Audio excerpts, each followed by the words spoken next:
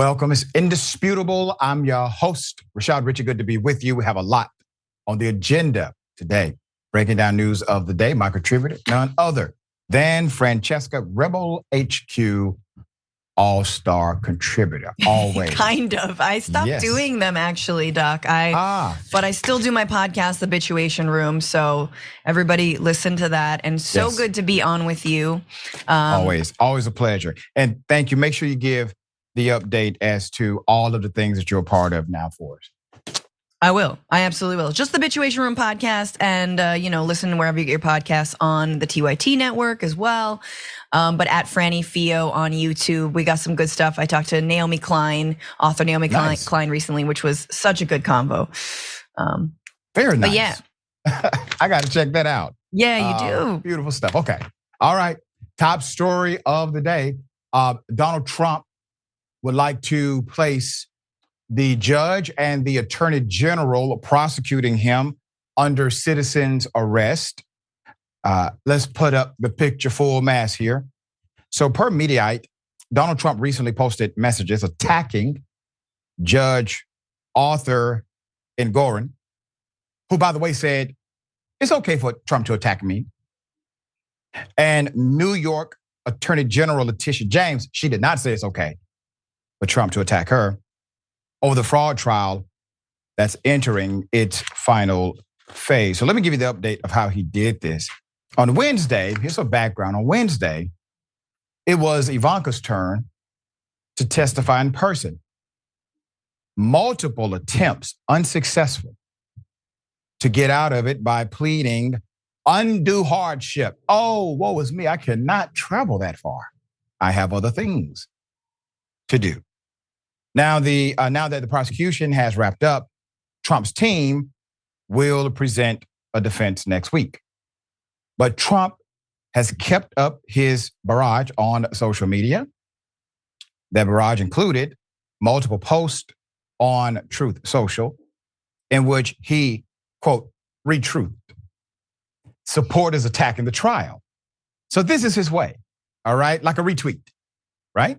One of which carried the dangerous suggestion that a citizen's arrest be performed on the judge and the attorney general in response to a post from Trump containing familiar and false attacks on the trial. Quote, I am the victim of a corrupt legal system that is being used by those surrounding Crooked Joe Biden with his full knowledge and consent to hurt, demean, and damage his political opponent, me. A terrible precedent is being set. But so far, despite the vulgarity and viciousness of it all, it has driven my poll numbers to record numbers. You see, the American people are much smarter than Crooked Joe.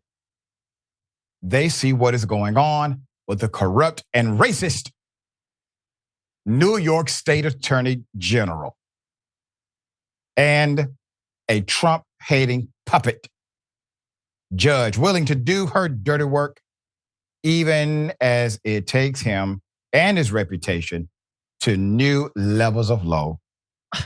They fully understand the Obama-appointed radical left DC federal judge who refused to recuse, fully gagged me and set a trial date the day before Super Tuesday, the biggest and most powerful day in the primaries. They get the fact that A.G. Garland and his boss, Lisa Monaco, sent their top DOJ lawyer to Manhattan to run the district attorney's case on me and much more. But we will win. Okay. Now, it's quite fascinating. Now, Trump, if you believe that all of these indictments simply help you, then what the judge did by setting the date a day before Super Tuesday, well, that's a plus in your world because that's going to continue to help you. There should be no complaint. So one user reposted by Trump wrote, these prosecutions are all about election interference. Another took that idea a step further. And remember, Trump is basically reposting. My fantasy, I would like to see Letitia James and Judge Engoron placed under citizens' arrest for blatant election interference and harassment. Now, here's the thing. Trump is under a narrow gag order that prevents him or his attorneys from attacking the judge's staff. But promoting a suggestion like this could provoke or be intended to provoke further action. As I said, to every judge who continued to give a gag order to Trump, you need to either stop or be about that action. Yes. Period. Because he's going to set it up to create a victory narrative every time he violates your gag order that you strictly put upon him, narrowly defined. He violates it and you don't do a damn thing. So either be about that life or don't. Don't give him a gag order if you're not going to proceed with the normative, routine protocols of justice. He is literally threatening your lives. And you bring him in the courtroom and say things like, you could threaten me all you would like to, Mr. Trump. What judge has ever said some foolishness like that to a defendant? There's more. Meanwhile, the district attorney of Fulton County, Fani Willis, has said this. Fani Willis, the Fulton County DA prosecuting former President Donald Trump and many others in Georgia, says that the election subversion trial could play out well past next year's presidential race. I believe the trial will take many months, and I don't expect that we will conclude until the winter or the very early part of 2025. Well, mark your calendars. The early part of 2025 means by the time there's a verdict, whoever it is will be president, will have been elected by that, and that includes maybe the former president, Donald Trump. Now, how do we do this? How? I mean, logistically, how? Do you think Donald Trump is going to come to a Fulton County court if he's president of the United States? Mm-hmm. Do you think he's going to adhere to the protocols of justice once he is in the chair known as the presidency again? Francesca, what are your thoughts on this? Yeah, I mean, you're absolutely right. He and his entire family have to win the White House again in order to stay out of jail, or just, who knows what it's gonna be, house arrest, devaluing his properties. I mean, this is the thing. Ultimately, is he actually going to see the inside of a prison cell? Doubtful. But you're referencing the fact that he probably should, given the ways that under this gag order that he's not complying with.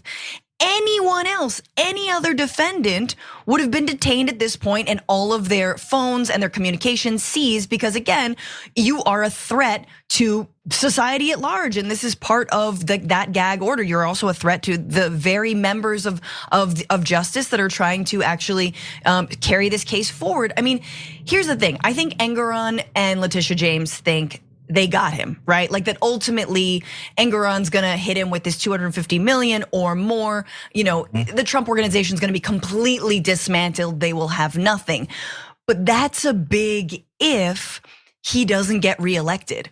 So yeah, it is all coming to a head. And yeah, the Fani Willis trial, that is different. That is separate. And by that time, right? If he loses, Doc, come on. There's gonna be a whole other series of trials, right? Because they're gonna try and say, and they're gonna try and stuff ballots and try and do the same damn thing that the Georgia trial is about. But it's all very scary.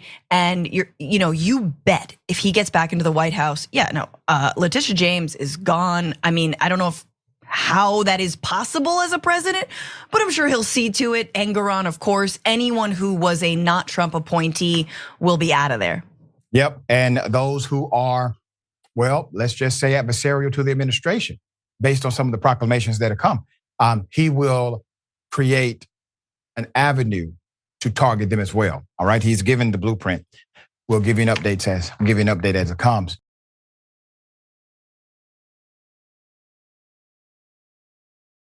All right, there's a fight happening in the US Senate. It almost did, but luckily an 82-year-old man named Bernie Sanders was able to stop it. All right, here's a video everybody knows this here. And the last time, him and I kind of had a back and forth. Appreciate your demeanor today. It's quite different.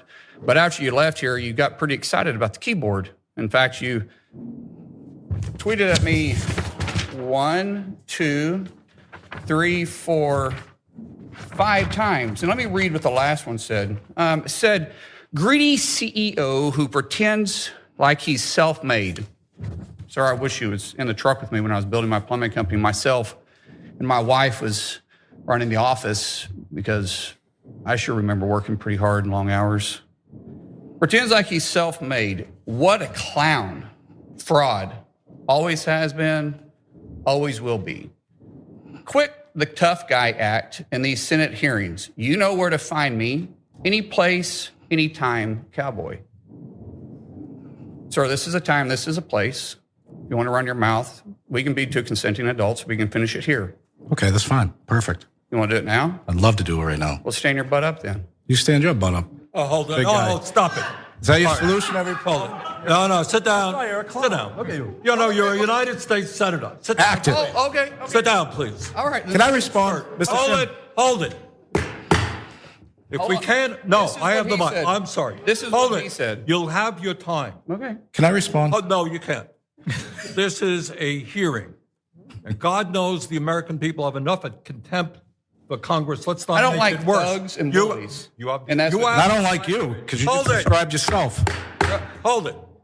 You have the mic. Yeah. You have time. All right. Make your statement. Bless Senator Bernie Sanders. If I were the chairman of the committee, I would have simply said, gentlemen, here's the issue. Between you both is nothing but ass and opportunity. Mhm. That's it. So if you feel froggy, somebody needs to jump. All right, put up the picture full mask. So yes, one was talking reckless and insinuated basically, hey, you know, if you want some, come and get some. Now that was keyboard courage talk, all right? He took keyboard courage talk and brought it to the man directly. I do like how even in their breaking of all the rules, they decided not to use profanity, but said but instead. You get your butt up. No, you get your butt up. Okay, so tension soared Tuesday during the Senate Help Committee hearing as Senator Mullin, a former mixed martial arts fighter, by the way, challenged Teamsters President Sean O'Brien to a physical fight during the union leader's testimony. The confrontation escalated to the point where Senator Sanders had to step in as a referee, defuse the situation, and prevent a possible physical confrontation. So Senator Mullin took the mic to blast the Teamsters boss regarding personal attacks made against Mullin in June 2023, specifically mentioning the tweet where O'Brien called Mullin a greedy CEO who pretends like he's self-made. In reality, it's just a clown and fraud, always has been, always will be, all right? And then the quit the tough guy act in these Senate hearings. You know where to find me, any place, anytime, cowboy. Well, all right. Mullin's estimated net worth ranges from 31.6 to 75.6 million, all right? So as Mullin continued to read the tweet, he landed on the ending. Quit the tough guy act in these Senate hearings. You know where to find me, any place, anytime, cowboy. Hashtag little man syndrome. And shared this photo of Mullin on an Apple box crate. Okay. O'Brien was at the Tuesday, November 14th hearing at Sanders' invitation to testify to the Senate Health, Education, Labor, and Pensions Committee, once again, the HELP Committee, about how unions are improving the lives of working families. Sanders, the committee chairman, might not have been aware of the previous contentious feelings between the union rep and the Oklahoma senator. After the hearing, Mullin was firm on his position, did not apologize to the union leader or the public for his conduct. Quote, he called me out. He said, anytime, any place. You don't call me out and say anytime, any place, and then not back up what you said. I answered the call, period. The GOP rising star said, according to The Hill. Mullin was also asked if he believed he should be held to a higher standard because he is a member of the Senate. Quote, I'm still a guy, end quote. The husband and father of 6 said, he called me. He said it. I just answered the bell. That was all. Speaking about the incident on Fox News, Sean Hannity praised Mullin's actions, and here's some of the conversation. Senator, I got to be honest. I don't think this is going to hurt you with the people of Oklahoma. I think your popularity probably will go up tenfold as a result of that. He called you out. You called him out for calling you out. And that's kind of old school the way it used to be, isn't it? Right. Well, yeah, it is. And in Oklahoma, people tell me, I've had media come out to me and says, this isn't coming of a senator. I was like, listen, I'm a guy from Oklahoma first. In Oklahoma, you don't do this. Maybe you run your mouth in New Jersey. I don't know. I'm not from New Jersey, but this is some thug. That's a mob boss, and you're supposed to be intimidating because he's the boss of the Teamsters. You still aren't going to run your mouth at me and expect me to just sit there. And you should have seen the fear of his eyes when I stood up, too. I'm not joking. I'm not looking for a fight. I used to get paid to fight professionally. And it's not personal to me. I'm not mad at this guy. I mean, he said it. I'm just answering the call. That's it. If he wants to go out afterwards and have a cup of coffee, let's go have a cup of coffee. I'm friends with a lot of guys that I used to fight. Unfortunately, I grew up in the country of Oklahoma. You did the same thing that you did when you grew up, and you settled your issues and you went on with it. And there was no hard feelings by it. Well, a few times there's hard feelings, especially if you won. But if you lost, you just kind of took your lickings and you learned from it, right? And we need more of this, to be quite frank. I'm not saying more violence, but we need more people to be taught a lesson and be called out on what they say. I think any other response kind of would have been a little gutless. I would agree with that. I mean, what do people want me to do? If I didn't do that, people in Oklahoma would be pretty upset at me. That's not how we raise. I'm supposed to represent Oklahoma values. Oklahoma values. Put up the picture. Sir, I'm from Glenwood Road. Here's what we saw. We saw an 82-year-old U.S. senator stop a former MMA fighter from doing what he said he wanted to do. If you allow an 82-year-old individual to stop you from fighting, sir, we question if you had any fight in you. It's real simple. Mullin is a former MMA fighter with a professional record of 5-0. He beat up 5 people in his life. 5. He was inducted into the Oklahoma Wrestling Hall of Fame in 2016. How does that happen? Mullin is also the first, as he says, Native American senator in almost 2 decades. Okay? Yeah, it was weird. That was ridiculous. And naturally, if he really wanted to do something, you can wait after the hearing. If you really want to do something, there's a hallway. All right? Everybody has to go down it. I've been there before. Before or after. To do it while the cameras are on, while police officers are present, and while the Senate is officially, in the commission of the hearing, that is when you decide to bring it up for the cameras. Come on, man, that's Hollywood. Get real, all right? Okay, Francesca, am I wrong here?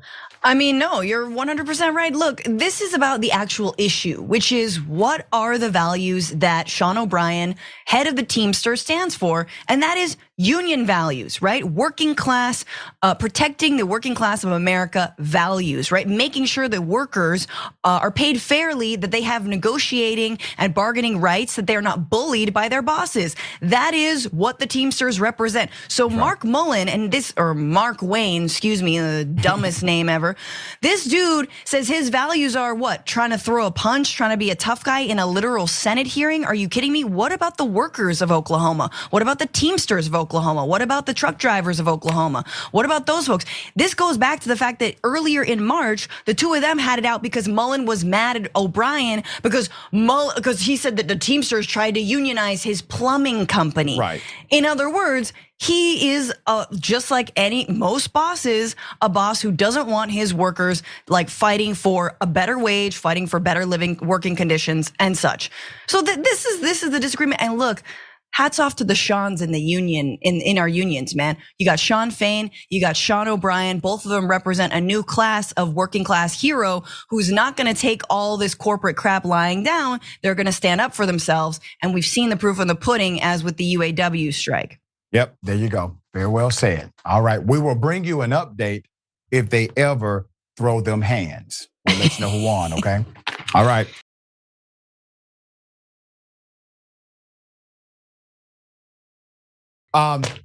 Ironic, Ben Shapiro beefing with Candace Owens over Israel. Let me take you to this one first. Here it is.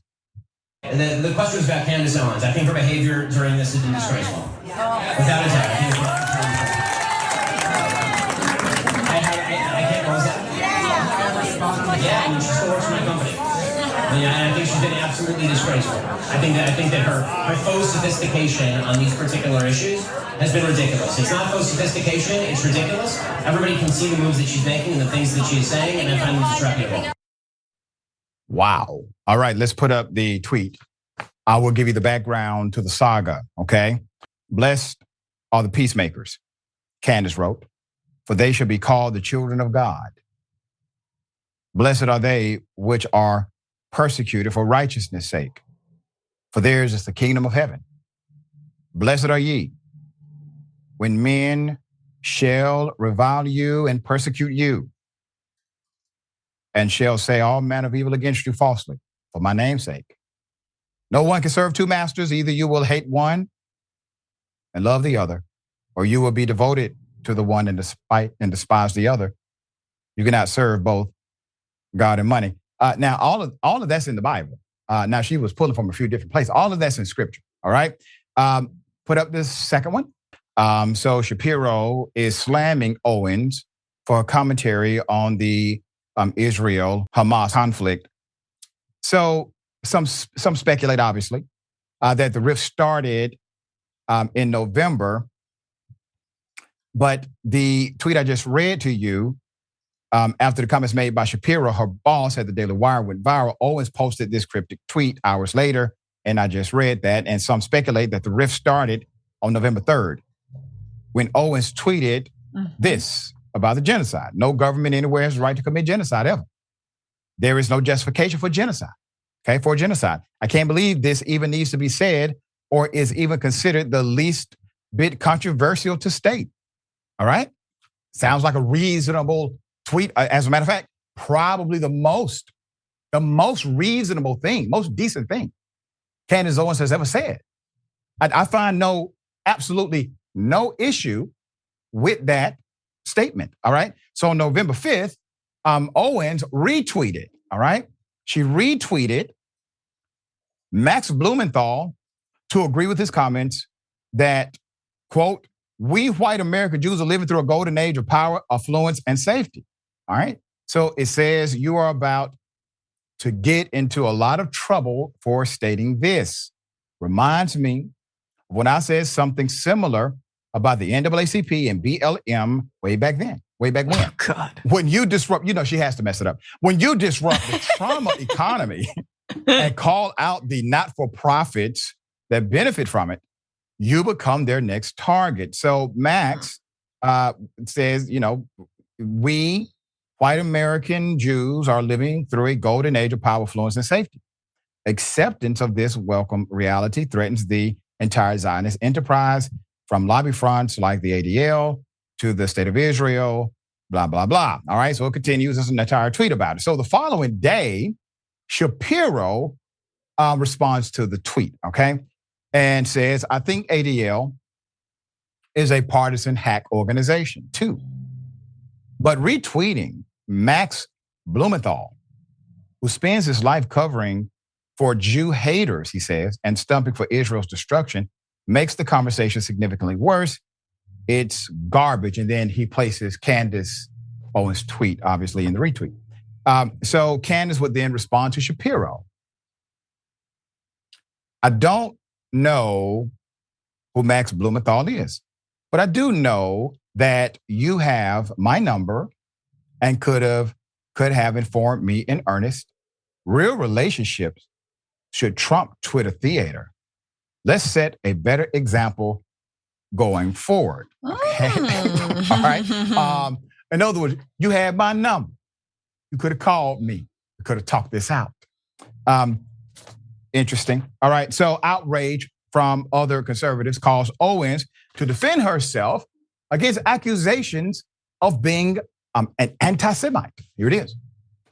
People are feeling like they can't even speak about this subject, or they can't talk to a person like the way that you and I are speaking without being called a Jew hater. And so it's kind of creating this weird situation where actually it's furthering the problem to keep calling people Jew haters. It's furthering the problem to call people anti-Semitic. It would be more helpful to actually try to see where you connect and see how you're feeling, because it humanizes things. It's like, listen, I'm not Jewish, so I don't feel as radically or as motivated as you do about the situation that's happening. I am being selfish and American and saying I don't want a single dollar to go overseas because we've been in a bunch of useless wars. And that might be upsetting to hear, but there's no anti-Semitism in my heart when I say it. It's just me being consistent in how I've always felt. I genuinely would vote against sending a single dollar to Israel, like I was vocal about not sending money to Ukraine or any other country. It's nothing personal. It's just I am very much America first. I'm looking at what's happening in America right now. I've been talking about what's happening at the universities. There's a million ways I would spend that money.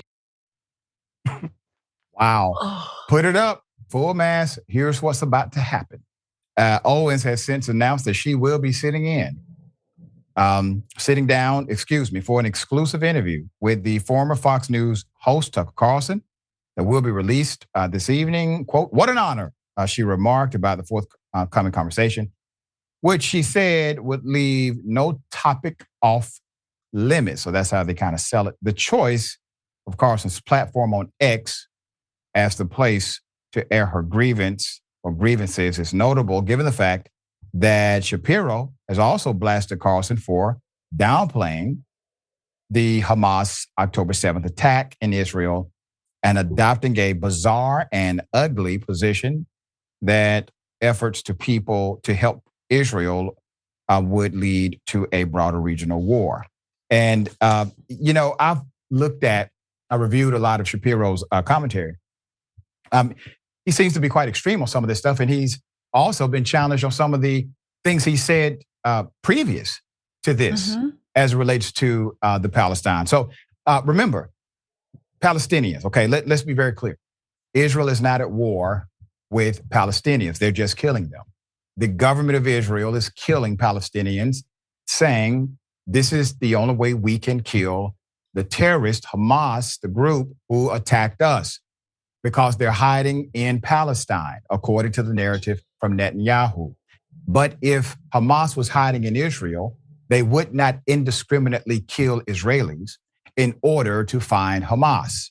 There would be exacting precision. So you need to not actually catch Hamas in order to keep the evil killing of innocent Palestinians going. And let's be very clear about the Palestinian population.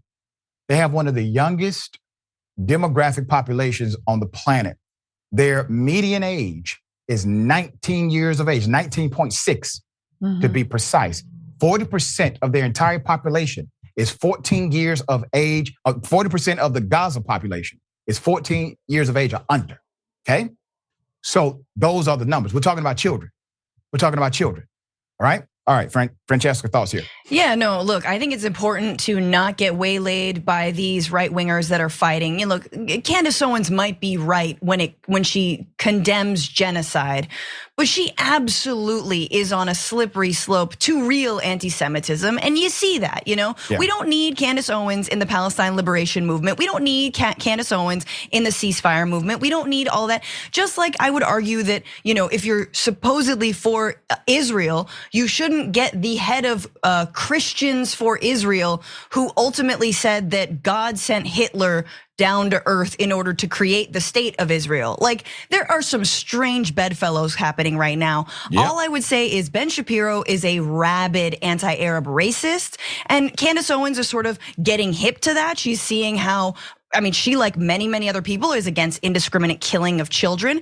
But I can only imagine that her going on Tucker Carlson's X show is both of them doing the exact thing that we who believe in Palestinian human rights and Israeli human rights are warning not to do, which is basically engaging in real anti-Semitism. And where does it come from, people? Always the right, always the right. It does not come from the left. Criticizing Israel is not anti-Semitic. It is from the likes of Candace Owens and Tucker Carlson. It is going to be an interesting saga in the next week or so after this, segment comes out. All right, we got more on the other side. It's indisputable, stick and stay.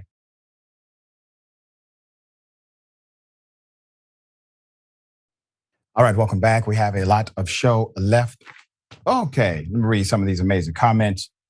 Cray Cray Souffle. I feel Trump is about to get spanked by the New York judge and AG. He'll lose his ability to make conduct business, and it will be far worse than if he wins or loses his presidential bid. That's what some people say. Some from his camp previously connected to him say this is the worst fate for him. All right. Joe _Dragon. So Doc, Trump can claim bias from a judge, but GOP doesn't see any bias with Supreme Court justices receiving gifts from wealthy businessmen or being married to Jan 6th accomplices. That's right. Exactly. No bias there. Everything. We never talk about cases. No. It's insane. All right. And the Jack, thank you so much for that. That punk dry snitching, knowing ain't nothing gonna happen. Yep. That's about it.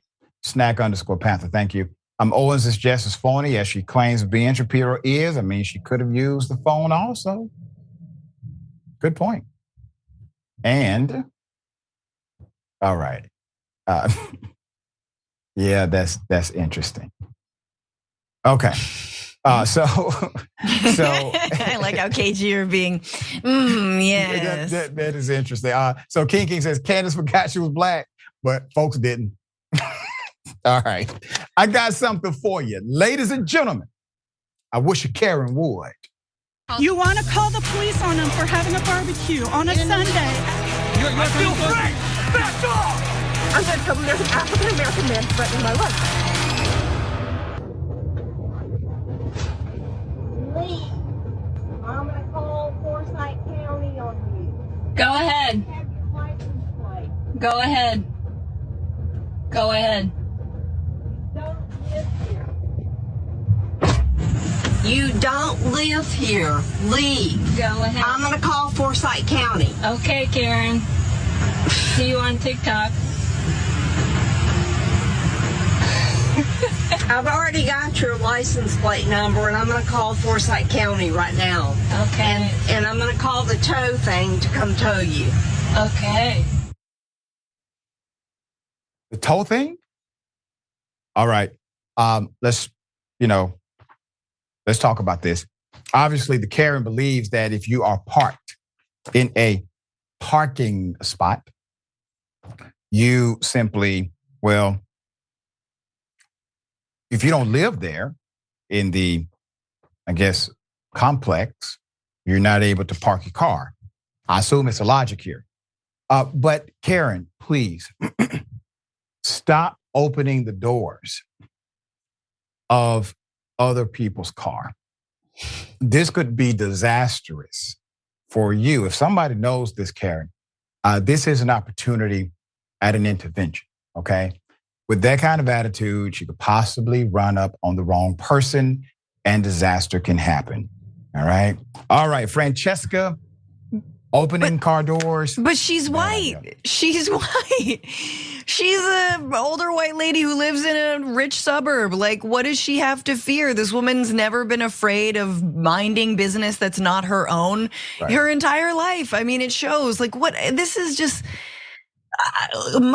get a hobby, girl. Go back to crochet. This is what I've always said about these Karens. And it's so cute to watch this Karen hear herself be called a Karen. And it, like, you see the moment she's like, she like gets it because she, even the Karens know that we got a name for them, right? Yes. But again, it's just like, what better, like, what happened to being neighborly? What happened to being, I mean, she sounds like she's from the South. Like, what about like Southern hospitality? No, that we've replaced that with, shoot first, ask questions later, open the car doors of strangers and tell them they don't belong there. It's just wild. Yeah, Karenicity.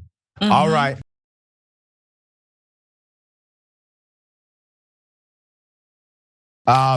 Anti-Karens unite.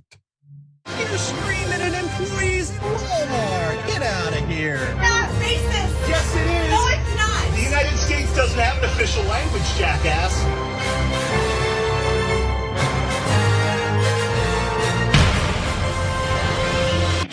quiet right now, sir. Oh, what are you gonna do?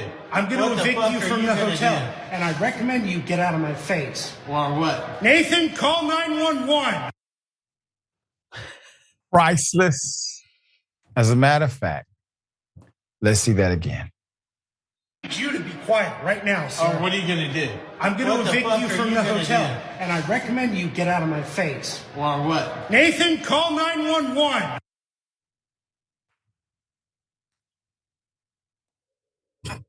Put it up. Full mass. From him looking that way to turning the other way and saying with flawless precision, Nathan called 911. Obviously, Nathan was prepared prior, meaning there was an organized plan before engagement even started. Nathan was on standby the entire time. This took a level of coordination typically not seen in these moments. There's some debate as to who's the Karen here and who's the anti-Karen. I don't know many details, obviously. I see the video just like you see it. But I do know that, it was, in fact, the customer that seemed to come to the face of the employee. Once the employee said, I will evict you if you're not quiet or if you don't settle down, basically. And then we stopped all that noise with Nathan called 911. Just fascinating stuff. All right, Francesca, how do you see it? I mean, I do think it's a high level of coordination as we watch these videos and you see someone's filming them. And I'm like, maybe this was done like it was orchestrated and he's like trying to get a girl and he's just like, I'm a tough guy. Like, what is like being a hotel manager entail? And it's like, I'll show you, babe. And it's like, Nathan, call 911. Like, I love that. His little Robin awesome. Is unclear what the dude with, the hat is doing, his little golf vacation. He seems very red-faced. He might be, a few cocktails deep, but I do, look, the Karens always wind up on the laps of like employees and workers who are just trying to get through their damn day, trying to be helpful, also trying to collect a paycheck, go home and sleep well at night. And so I just appreciate him flexing, even if it feels a little staged. Yeah. But the way he said it, man, I'm trying to upload that, make it a ringtone or something. You're beautiful. All right, we got more on the other side. It's indisputable. Stick and stay.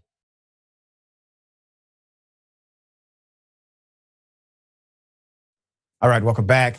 Let me go to some of these comments. Biden Flavor Corn Pop says, Nathan, 86. Essence, ma'am, you just assaulted my vehicle. That's right.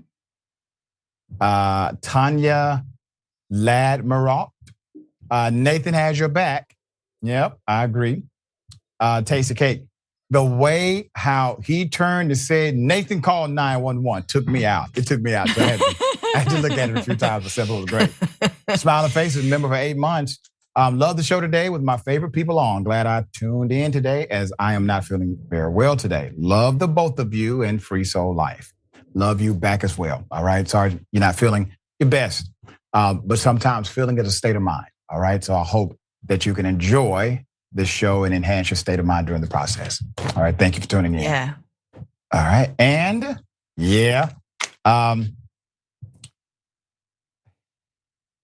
SK_9. Get on it, Nathan. Nathan's like, I'm filming you right now. I gotta stop filming and then call. Dringer_dragon. Dial it, Nathan. And Octo Squiddies, Nathan knows the protocol. That's right, he sure does. All right. What if I told you that a cop got so upset over co-workers' conversation about the movie Top Gun Maverick that he pulled a gun out on the co-worker? All right? Pulled his gun out on the co-worker. He's a cop because of Top Gun Maverick, released in 2022. Anyway, I'll put up the picture full mass. Hell of a thing. I will give you the background. So the movie came out in 2022, Memorial Weekend, Crown. with its profitable box office record. That doesn't mean everyone's seen it. All right. So according to the Los Angeles Times, 30-year-old Australian police officer, Constable Dominic Francis Gaynor, pled guilty for carrying a firearm with disregard for the safety of his colleague when he threatened his colleague to not spoil the sequel. I mean, this just maybe, I may not be aware. So do people take this movie that seriously? I don't know. Here's the background. Court documents state that 26-year-old probationary constable Morgan Royston saw Top Gun. He saw the movie. He paid the money. He went to the movie. Maverick the previous evening and jokingly threatened to spoil it for the officer. All right. As stated by the documents of what the Australian cop did, the officer pointed his firearm at the vicinity of the complainant and held it stationary for 5 seconds. The offender's finger was on the receiver and not the trigger. The offender was laughing throughout this incident. So the officer appears to have intended the whole thing as a prank, okay? The Australian broadcasting company said the officer allegedly told his colleague something along the lines of, "Don't spoil the movie, blank, and I'll shoot you." All right? What is the aftermath? Here it is. So Royston quit the force after the ordeal.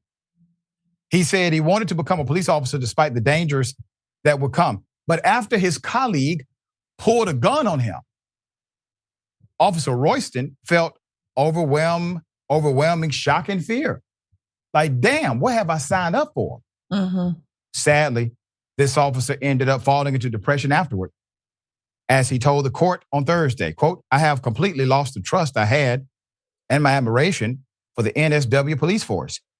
When I see a police officer now, I feel compelled to watch them and check their hand is not on their firearm," end quote. So the Gaynor's lawyer, the officer who pulled the gun, Chris McCauley, made a case for the officer that he was remorseful and that there was no malicious intent. The attorney summed up the incident as skylarking and tomfoolery that went awry. The lawyer pointed out that a conviction would remove him from the police force and cost his client dearly. The court handed the officer not only a conviction, but also 100 hours of community service and a 2-year community correction order. Earlier in the week, he also experienced suspension without pay. Thankfully, in the aftermath of all of this, no shots were fired and no one was physically hurt. And according to the Daily Mail, the officer resigned from the police force and is now a car salesman. Good for him. Not around the vicinity of any more guns to prank a coworker with live ammunition. All right. Here's what I can say. It was handled swiftly. It was handled appropriately. And even when the judge received all of this, "Oh, Jan, if you do this to him, the guy's going to have no police action in his future, no opportunity." Judge said, "You're damn right. And I'm going to add something to that." We don't have judges like that typically in the United States of America, where a person is actually held accountable for breaking the law. And I do believe, while probably in the spirit of some perverted horseplay, who the hell pulls a gun out of somebody for anything if you're not about to shoot them because you have to, even in that context, he should be held to a much higher standard of accountability because he's a cop and that's your coworker. It's in a professional environment. You guys are having an argument about a movie. Doesn't make sense. Francesca, thoughts? I mean, this, of course, is a story from Australia because cops do not get held accountable for shooting unarmed Americans in this country. Right. So this is getting held accountable for something that probably happens, every Monday at 9 a.m. where your fellow cop in the United States will just pull a gun on his coworker just because it's funny and stupid. Oops! You just imagine the stories that we're not hearing.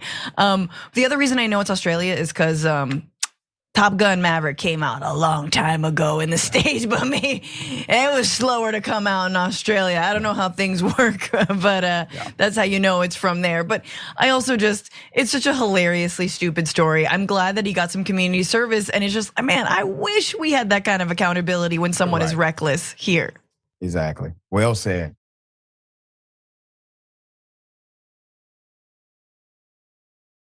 Hunter Biden, well, he wants some get back. He has now sought to subpoena Donald Trump and the former Attorney General of the United States, Bill Barr. Beautiful stuff here. Let me explain. Hunter Biden requested on Wednesday to subpoena former President Trump and former AG Bill Barr, along with other senior officials. Biden, who faces 3 federal gun charges, is demanding Trump and Barr turn over communications and documents concerning the president's son or his criminal investigation. The demands for documents, which must be approved by a judge, also extend to former Deputy Attorney General Richard Donahue and former Attorney General Jeffrey Rosen.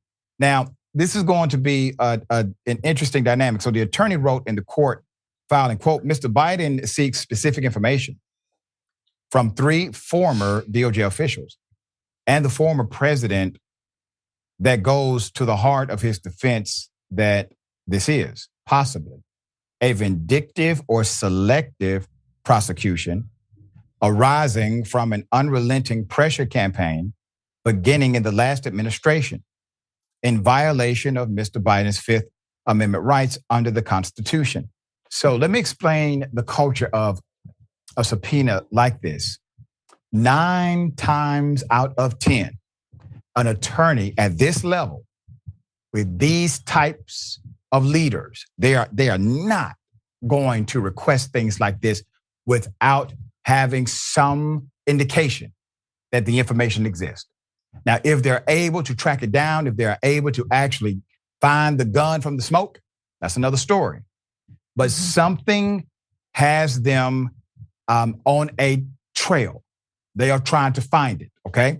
There's more. So let's talk about the gun charges, all right? Biden's gun charges. He is accused of possessing a firearm while addicted to a controlled substance and failing to disclose drug use when seeking to buy a weapon. So on the application, it says, hey, are you on narcotics? No, I'm not, because if I say that, I'm not going to get the gun, okay?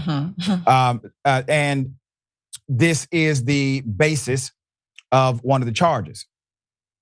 Biden, who also acknowledged his struggles with addiction, pleaded not guilty. Republicans have long criticized the investigation into Biden, portraying his now defunct plea agreement as a sweetheart deal and lambasting prosecutors for not charging him with additional crimes in their subsequent indictment. All right, so let's put it up. Biden subpoena.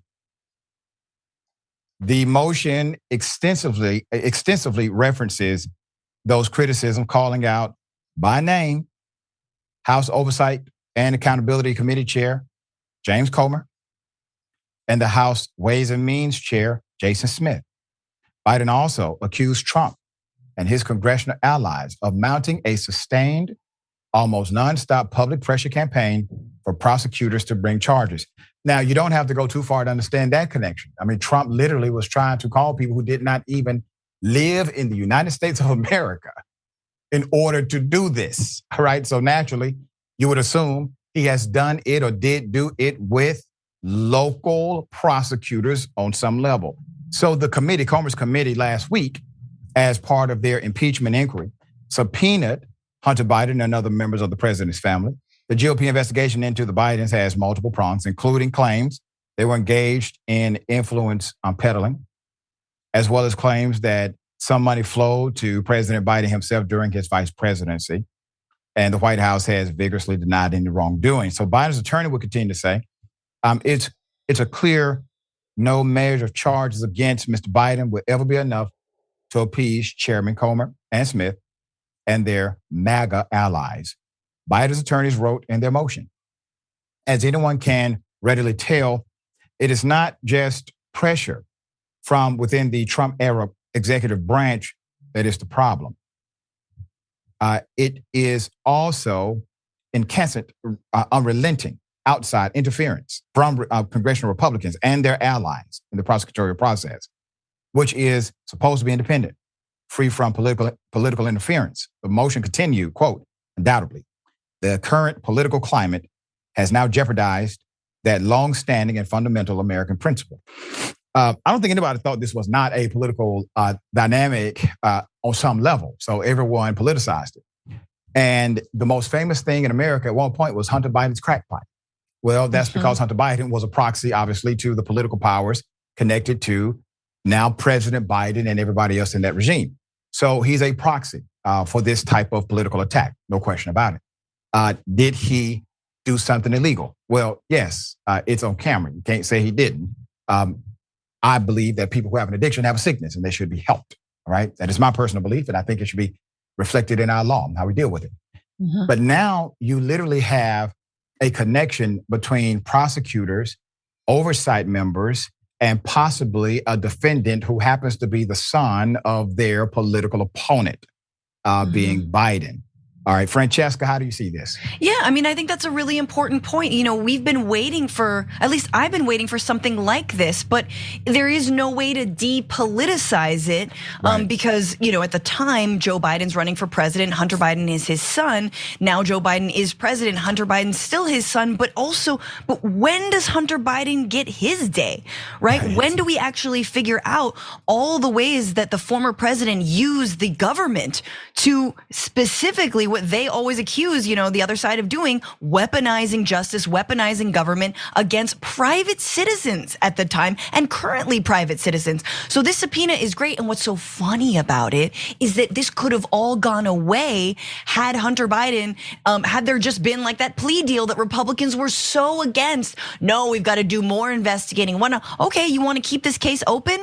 Then you're going to have to get all these documents and all of the emails, all the ways that you tried to dig up dirt that wasn't there, including blackmailing a foreign president, digging up dirt on the Biden family. We're gonna need to see that. And mind you guys, 91 criminal indictments here, none of them have to do with the kinds of meddling into the Biden family's life, right?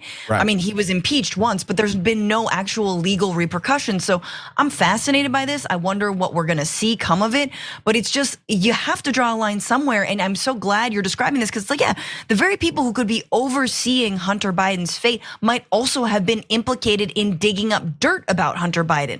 How is any of that on the up and up? It is quite fascinating. All right, we'll bring you updates as they come. We got more on the other side. It's indisputable, stick and stay.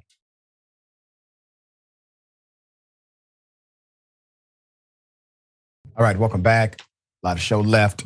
Let me read some of these beautiful comments. Next, TYT reporter says, I've served in the military and even I don't want somebody to point a gun at me as a prank. Not funny, bro. Not at all. And you got to think about, the guy was probationary, so that means he doesn't know anybody that well, right? And a gun is pulled on him by his colleague. Biden flavor corn pop, Hunter coming out to deal with this finally. I want to see what photos MTG comes up with when she pops up in that court gallery. Or is Hunter gonna add her to the subpoena? God, that's right. Mosquito bite. Good thing they weren't discussing lethal weapon. Night Eater.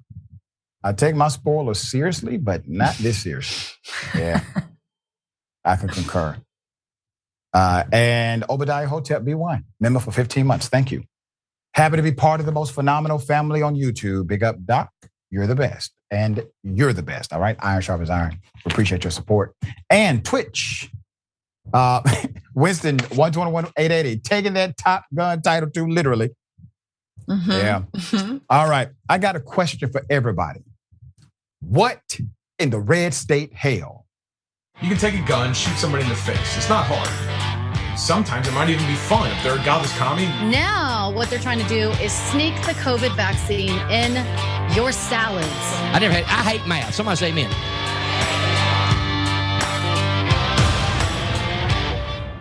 Okay, what's her number? Hi. I'm getting about 30 calls about you on my phone, and I'm a gangster. So you better leave here right now before there's trouble for yourself. You understand that?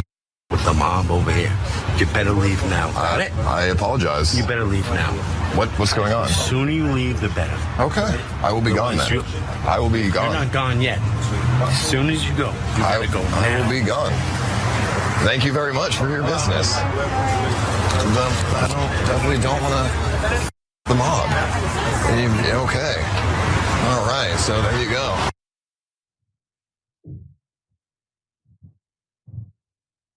So the mob self-identifies now. I mean, I don't know what to say. I'm just saying, like, all right, I know some gangsters. They're not mob gangsters, but they're gangsters. And the last thing and they go around saying that, right? Last thing they do, they say, "Hey, I am a gangster." Never will happen. Never. This was just ironic. And we don't have a whole lot of information behind this, but naturally the individual who was streaming live at the time felt as if, just in case, let me go ahead and leave. I don't know if he believed the guy was in the mob or not. I don't know if he really took it seriously, but I think a part of him did, just in case. There's no need. If there's a 1% chance this is all legit, and I could have avoided something serious happening, so I'm just going to leave. Francesca, thoughts here? There's just a lot going on. Look, I understand if you're an Italian restaurant owner, you're an old man. There's a young streamer with purple hair, and you somehow think they're, part of the LGBTQ plus community. It freaks you out. He's got a Kentucky Fried Chicken shirt on. You're gonna be like, get out. But you could say, can you not stream in my restaurant? Like, that's easy to say, but then he just rolls up on him, and so creepy. Let's be real. Like, I don't think that there's anyone from the mob in that restaurant, but he was scary. Like, he definitely made it seem like, I'm sure that was going through the streamer's head, like you were saying, just like, okay, no one from the mob actually self-identifies as a mob, but if you're gonna talk like you're a mobster, this guy's got it down really good. Yeah. So, I mean, I'm with the streamer here, even though I think it's really annoying to live stream. You've seen that, right, Doc? People out eating, and it's just like, hey, what's up, YouTube? And you're like, do we have to? Yeah, so if anybody has an update to what actually happened afterward, let us know. Okay. The big homie, Terrence Howard, says he only made $12,000 from Hustle and Flow. Put up his picture, full mass. How, Sway? How? Hustle and Flow, okay? Very popular movie.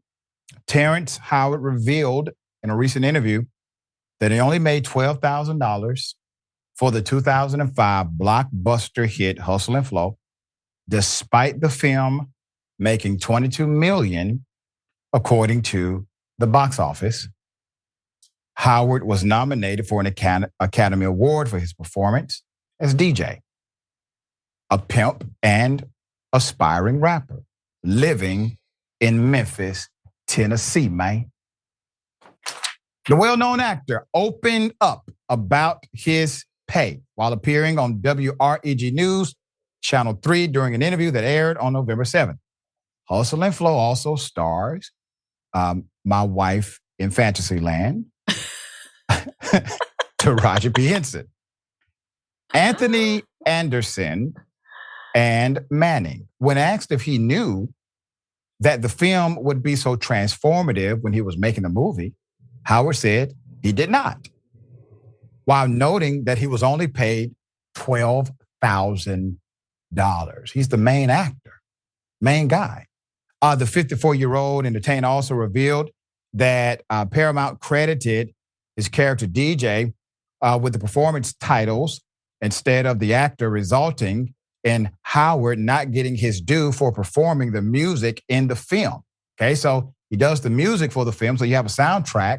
They credited the character rather than him, and so he claims he didn't get that money either. Quote, no, check this out. He said, I made $12,000 for doing Hustle and Flow. And then on top of it, what Paramount did, instead of putting my name as Terrence Howard performing the songs, they put performed by DJ. Well, they own DJ. So guess what? The performance royalties went to Paramount. Howard explained that that he was struggling to pay his rent at the time when he took the role, but he planned to sue the movie studio and send a letter stating that he is owed about 20 years worth of residuals and performance royalties. Not only did Howard say he received low pay for Hustle and Flow, he also claimed he was only paid a few thousand for another critically acclaimed film he starred in, Crash. Remember Crash? All right. He made $6,000 doing Crash. He added, noting that actors aren't always paid enough for their work and referencing the recent Screen Actors Guild strike. The business don't pay actors anything. That's why the strike is going on. Actors are struggling. The SAG strike ended on November 9th after the studios agreed to pay actors residual payments from streaming services. So journalist Alex Coleman didn't miss a beat when he replied, quote, "It's hard out here for a pimp." The name of the track, the title track of the hit film. The 3 6 Mafia song won the Academy Award for Best Original Song. Yeah, it is hard unless you do it right, said Howard. And I've never been good at being a pimp. In an effort to help other actors and entertainers get bookings, Howard discussed the app My Holly, which he and his wife, Myra, Howard created, that allows users to audition for roles right from the app. Fans reacted to the news with shock, including one who replied, $12,000 is literally a hard out here for a pimp, end quote. 2 others said, bro acted his soul out and made $2 and $12,000 and $6,000 for some cultural classics. Insane. One individual noted the entertainment industry often does not pay certain actors their due.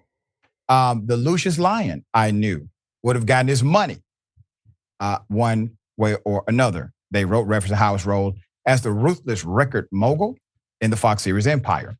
One final commenter said he lost his Iron Man job because he asked to get paid too. Hollywood isn't fair at all, especially to actors like Terrence Howard. So the Best Man star played Colonel James Rhodes in the 2008 Marvel movie Iron Man and received $4.5 million for his role. Despite claims he signed a 3-movie deal, Howard was replaced by the second film with actor Don Cheadle. He later alleged that he was actually pushed out of the film series and received no help from his friend, the film's lead actor, Robert Downey Jr. Let's go back to these numbers. Francesca, I'm not in Hollywood. You are closer to Hollywood than I will ever be. I need this to make sense. How do you do, and I know it's difficult to do a movie. You got to learn the script. You have to do the scenes. You got to shoot within a certain time frame. You have to work hard.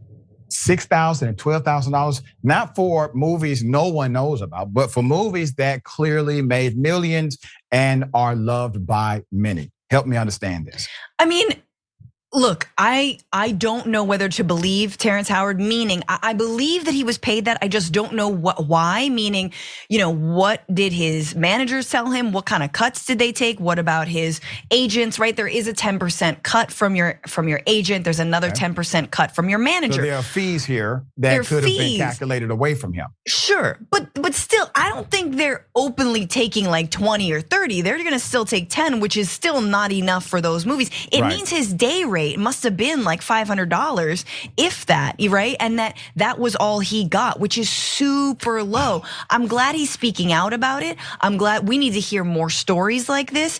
And it is true that SAG, look, they haven't voted for the new contract yet, but trust when of course Robert Downey Jr. didn't help him. Of course other actors don't help him. And of course, I believe, the one thing I super believe is that Paramount put those songs in his character's name, ergo they got all the royalties. That 100% makes sense to me.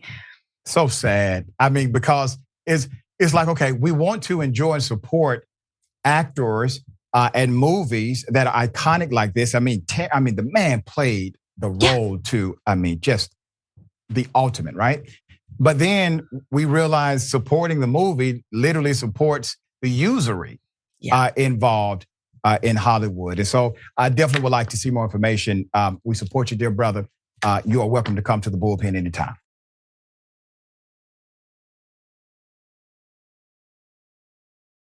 Okay, hell of a thing. So, Mattel, right? Mattel, the toy people, they said, we're going to give this children's hospital $49 million. And then they said, well, you know what? We're not going to give you the money.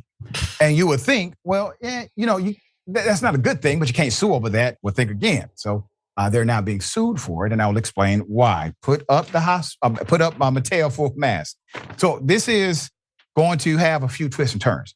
So according to a report by the LA Times, Mattel, the company behind Hot Wheels, Fisher-Price, Barbie, all right, pledged in a 2017 donation pledge to give UCLA $49 million to support its children's hospital. That's notable, made a lot of news, got them a lot of earned media, all of that, right? But now, according to a new lawsuit, Mattel made the decision to, a few short years later, to say no to that pledge, and is now trying to offer the pediatric hospital a few $1 million plus a bunch of Barbie dolls, Hot Wheel cars, and other in-kind donation. My God. Okay? So the suit was filed. The suit filed last week on behalf of the regents of the University of California and the UCLA Foundation, accuses the company of breach of contract for going back on its giving pledge and is seeking the full amount of the original pledge plus damages for alleged financial difficulties stemming from the company's decision to back out of its giving plan. So as a last resort, UCLA Health has taken legal action to compel the company to honor the $49 million pledge. UCLA Health spokesperson Phil Hampton wrote in a statement, quote, litigation is not the university's preferred path. UCLA Health made multiple good faith attempts to resolve this matter through meaningful dialogue, and those efforts were unsuccessful. So Mattel has disputed UCLA's claim it breached anything. Quote, Mattel deeply values its long-standing relationship with UCLA Health, and we are proud that UCLA Mattel Children's Hospital bears our company's name, Mattel spokesperson Catherine Frymark wrote.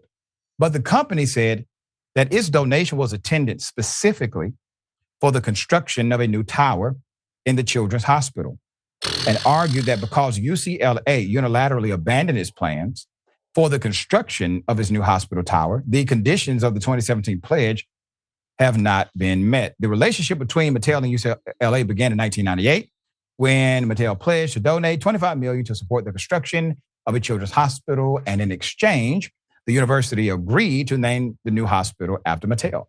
Mattel delivered on the agreed upon funds by 2004, and the company has continued to host an annual fundraiser for the hospital at the Santa Monica Pier, which the filing notes raised over $1 million in 2022. In 2017, Mattel made another big pledge to the hospital, promising to donate $49 million in cash over the next 12 years. In exchange, UCLA agreed to work Mattel's logo into the logo of the signage of the hospital as the filing notes. This was an unprecedented act of corporate branding for a UC facility. The 2017 pledge began with Mattel donating the $2 million it had promised in the first year of the deal. Just 1 year later, however, things started to go sideways. In 2018, Mattel paid just $1 million of the $3 million promised in the pledge agreement, according to the filing. That $1 million payment was the last one Mattel made, the filing states. So the LA Times notes that Mattel chief executive Inan Kraiz informed UCLA that the company board had decided to put a 3-year pause on donations. So this is actionable because it's in writing. Given the company's bad financial position in 2017, there had been more than $1 billion in losses. All right, there's more. But 3 years later, in 2021, when the donations were supposed to resume, Mattel wrote to the agents to say the company planned to donate only $10 million more in total, rather than the $46 million it had initially pledged. Of that $10 million, the company also wrote that only $2.5 million would be in the form of cash. The rest would be made up of $5 million of in-kind marketing and $2.5 million in toys. There's more. The LA Times also noted Mattel's decision coincides with a major turnaround since 2021. The company has earned over $1.3 billion in profit per financial documents, and also expected to take $125 million from its share of the Barbie movie sales. The firm has already spent $110 million on stock to buy back buybacks this year. Mattel's abrupt change, of course, has caused significant financial injury to the Children's Hospital on a number of fronts. The suit alleges, besides losing out on the promised cash, the suit argues that Mattel's decision also has jeopardized the construction of a new tower to accommodate more pediatric health services by making financing the project more difficult, causing the hospital to lose out on potential sponsorship deals with more reliable donors and damage its fundraising ability writ large by showing few consequences come from failing to follow through on its promises to the institution. The toy company, according to the suit, argued in 2021 that it was not obligated to fulfill most of its obligations because UCLA wasn't holding up its part of the bargain and had not yet made construction plans for a new facility or launched international health initiatives as discussed in the initial pledge agreement. UCLA argues in the suit that those arguments are baseless and that Mattel was simply making excuses to pull out of the deal. While UCLA tried to negotiate with Mattel over the last 2 years with no results, the 24th annual Mattel-sponsored party on the Pure fundraiser for UCLA's Children's Hospital went on as planned November 5th, just 4 days before UCLA filed its suit.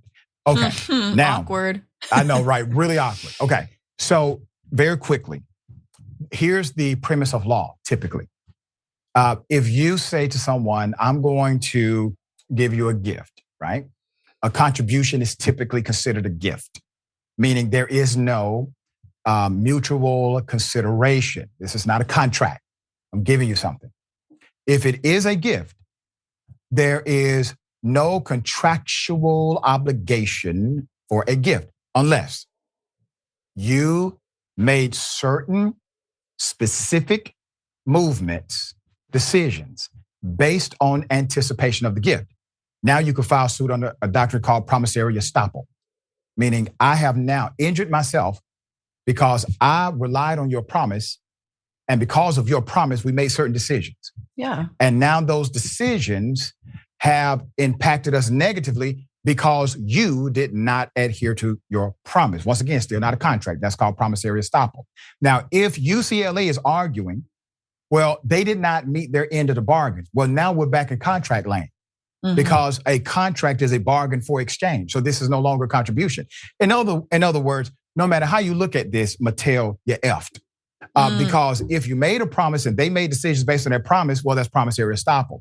If this is not a promise, Mattel, but in fact, it is a contract, well, you would have to prove that they had what's called material breaches of contract, not simply breaches of contract. All right, there we go. No, exactly. It's got to be in writing, and it's clearly not. They're just pulling stuff out of their butt. I mean, who are you going to believe? I'm going with the massive corporation that just made hand over fist billions of dollars, the highest grossing movie of the year with Barbie. In part, right? That's not all their money. But over the Children's Hospital, and it's just so ridiculous. Like the only thing I could say is like UCLA should have just been like, okay, look, you're going to get an M for the first third of the money you could deliver. You're gonna get an A for the next third of the money you deliver. You're gonna get a T, you know what I mean? Like you buy yourself a vowel here. Otherwise, I'm not putting your stupid name on our hospital because you haven't delivered the $49 million. But look, Mattel got what they wanted out of it. They look like a shining, wonderful corporation that's doing good things for people, when in reality, it's a pledge, and they only gave a fraction of what they had pledged. Yeah, I mean, they came in with the low. It's going to be interesting how the suit turns out. Always a pleasure having you on the program. Tell people how they can follow you, check out your great work. Yeah, follow me at Franny Fio on all the platforms and listen to the Bituation Room wherever you get your podcasts, and on YouTube and Twitch at Franny Fio. Always a pleasure. All right, remember, take care of yourself, take care of each other, take care of the planet. Remember, the truth is always indisputable.